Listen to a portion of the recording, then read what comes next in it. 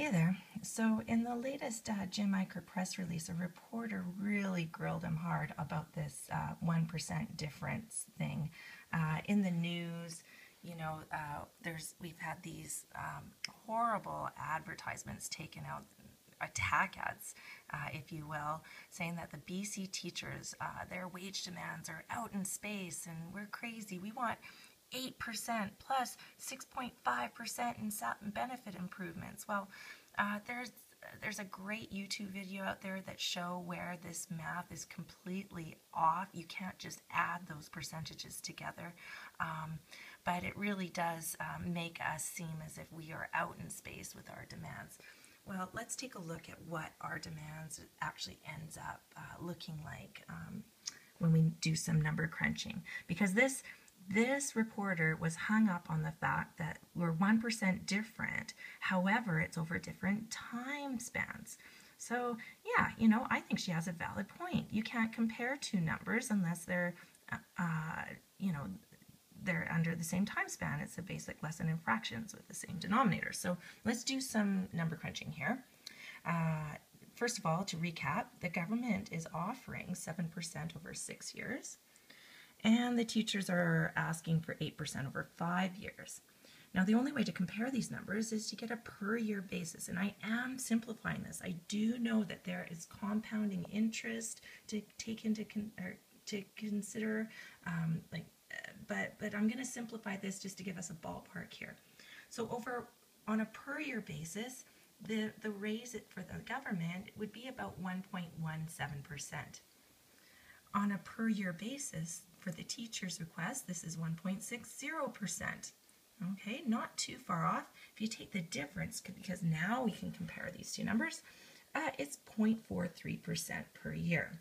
Now, I wanted to take this a little bit further and to find out exactly how many dollars does this equate to in my bank account, because after all, I am a greedy teacher, and all I care about is money.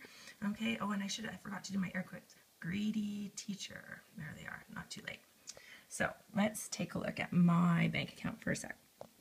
I make $65,000 per year over 10 months. Okay, 10 months because we don't get paid over the summertime, as some people aren't quite aware of. Now, if I take 0.43% per year of my $65,000, it works out to be about $280 a year. Now, let's find what that is over a month. Move the decimal over, that's about $28 per month. We get 2 payments per month, so that's about $14 per payment. Now, I'm not taking into consider taxes and EI and all that. This is, again, a simplified problem, but the bottom line is that we're talking about $14 a paycheck here. I don't think that's too unreasonable. I mean, everything is going up. Everybody in this province should be getting a minimum raise that looks like this. I mean, think about it. Hydro's gone up.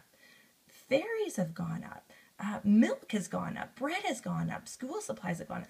Everything is going up. So small raise is appropriate so that people can just live, okay, and do the basics. And one last thing, I want to bring your attention to this document here, Working Together for Students, published by the Ministry of Education. In this document, Jim Sinclair points out that teachers from between 2002 and 2014, or 2012 rather, they received on average 2% less raise than other public sector employees. And by their own admission, they know that they're paying the teachers less, yet they seem so hung up on this number. I don't get it, which equates to this number in my bank account.